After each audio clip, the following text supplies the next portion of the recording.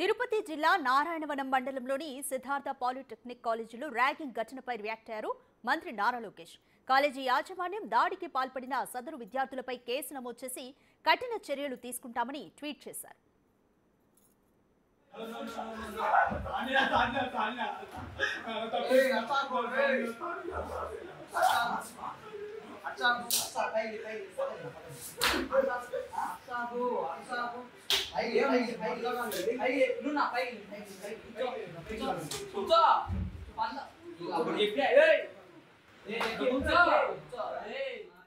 Siddhartha polytechnic కాలేజీలో మొదటి సంవత్సరం విద్యార్థిపై సీనియర్ విద్యార్థులు దాడి చేశారు. దాడికి ప్రేమ వ్యవహారమే కారణంగా తెలుస్తోంది. థర్డ్ ఇయర్ విద్యార్థితో చనువుగా ఉంటున్న అమ్మాయికి ఫస్ట్ ఇయర్ స్టూడెంట్ ప్రపోజ్ చేశాడు. దీంతో ఆ విద్యార్థిని మాట్లాడదామని పిలిపించి హాస్టల్లో చితకబాదారు సీనియర్లు. విషయం బయటకు రావడంతో 3 రోజుల క్రితం కేసు నమోదు చేశారు పోలీసులు. దాడి చేసిన విద్యార్థి స్వగ్రామంలో వెళ్తుండగా రోడ్డు ప్రమాదంలో తీవ్ర గాయాల పాలై హాస్పిటల్లో చికిత్స పొందుతున్నట్లుగా సమాచారం.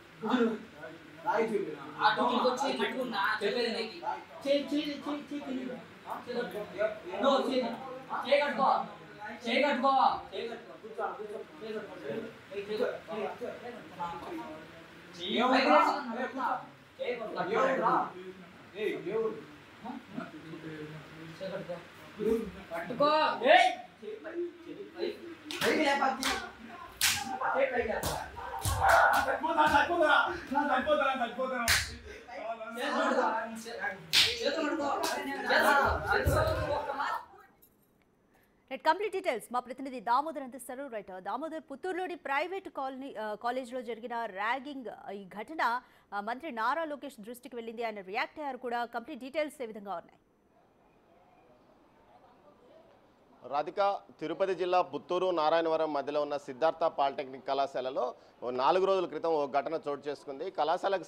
కళాశాలలో ఏదైతే కడప జిల్లాకు చెందిన 3 విద్యార్థుల మధ్య ఈ గొడవకు కారణం అని తెలుస్తుంది. కళాశాలకు చెందిన మొదటి సంవత్సరం విద్యార్థిని 3వ సంవత్సరం విద్యార్థితో చనువుగా ఉంది. అయితే మొదటి సంవత్సరం విద్యార్థి ఆ అమ్మాయికి ప్రపోజ్ చేయడం, ఆ విషయాన్ని ఏదైతే 3వ సంవత్సరం విద్యార్థికి తన స్నేహితుడికి ఆ అమ్మాయి తెలియజేయడంతో మాట్లాడదాం రామని పిలిపించి మొదటి సంవత్సరం విద్యార్థిని చితకబాదారు. వీరంతా కడప జిల్లా ఒంటిమిట్ట ప్రాంతానికి సంబంధించిన వారే కావడం విశేషం. అయితే ఈ సందర్భంగా మాట్లాడదాం రామని పిలిపించి తీవ్రంగా కొట్టడంతో ఆ వీడియోలు బయటకు వచ్చిన వెంటనే పుత్తూరు డిఎస్పీ రవికుమార్ వెంటనే కళాశాలకు సిబ్బందిని పంపించి విచారణ జరిపించి కేసు నమోదు చేయించారు. దీంతోపాటు యాజమాన్యానికి కూడా నోటీసులు జారీ చేశాడు. కళాశాలలో ఇలాంటి గొడవలు జరిగితే పోలీసులు దృష్టికి ఎందుకు తీసుకురావలేదు, అసలు మీ దగ్గర ఉన్న సీసీ కెమెరాలు పనిచేస్తున్నాయో మొత్తం డీటెయిల్స్ తనకు సమర్పించమని ఆదేశాలు జారీ చేశారు. ఈ విషయం సోషల్ మీడియాలో హైలైట్ కావడంతో విద్యాశాఖ మంత్రి నారా లోకేష్ స్పందించాడు. ఇలాంటి అమానుష ఘటన అందరూ ఖండించాలి, తాను సీరియస్గా ఈ విషయం మీద తీసుకుంటున్నాడు.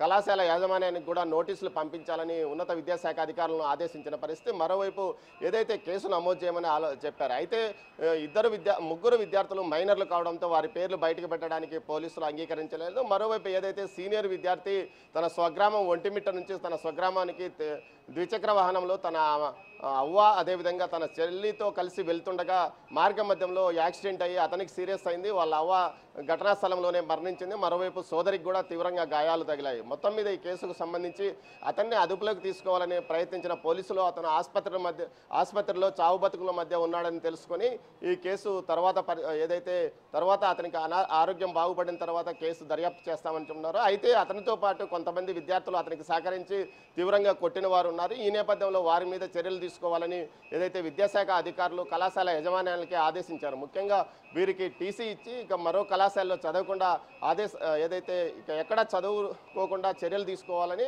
కొద్ది రోజుల పాటు చదువుకు విరామం కలిగితే తప్ప వారు భవిష్యత్తులో బుద్ధి రాదంటూ కూడా సీరియస్గానే ఏదైతే విద్యాశాఖ మంత్రి నారా లోకేష్ ఆదేశాలు జారీ చేసినట్టు తెలుస్తుంది. మొత్తం మీద అయితే అది పుత్తూరు సమీపంలో ఉన్న సిద్ధార్థ ఇంజనీరింగ్ అండ్ పాలిటెక్నిక్ కళాశాలలో జరిగిన ఈ ఘటన సంచలనం కలిగించిందని చెప్పవచ్చు. ఓ విద్యార్థిని చితకబాదుతూ ఉంటే మిగతా విద్యార్థులు సెల్ ఫోన్లు విజువల్స్ తీసి వాటిని సోషల్ మీడియాలో పెట్టడం అంటే తాము బలవంతులము అన్న విషయాన్ని మిగతా వారికి తెలియజెప్పడం కోసమే వీడియోలు తీశారు. అయితే ఆ విషయం బయటికి రావడంతో వారంతా ఇప్పుడు కేసులు నమోదై విద్యకు దూరమయ్యే అవకాశం ఏర్పడిందని చెప్పవచ్చు రాధిక. మొత్తం మీద ఈ ఘటన పైన ఏదైతే పోలీసులు కూడా సీరియస్గానే స్పందించారు. మరోవైపు దీనికి సంబంధించి ఏదైతే వీడియో బయటకు వచ్చిన వెంటనే కేసు నమోదు చేశారు. మరోవైపు కళాశాల యాజమాన్యానికి కూడా నోటీసులు జారీ చేసిన పరిస్థితి. Thank you Damodar.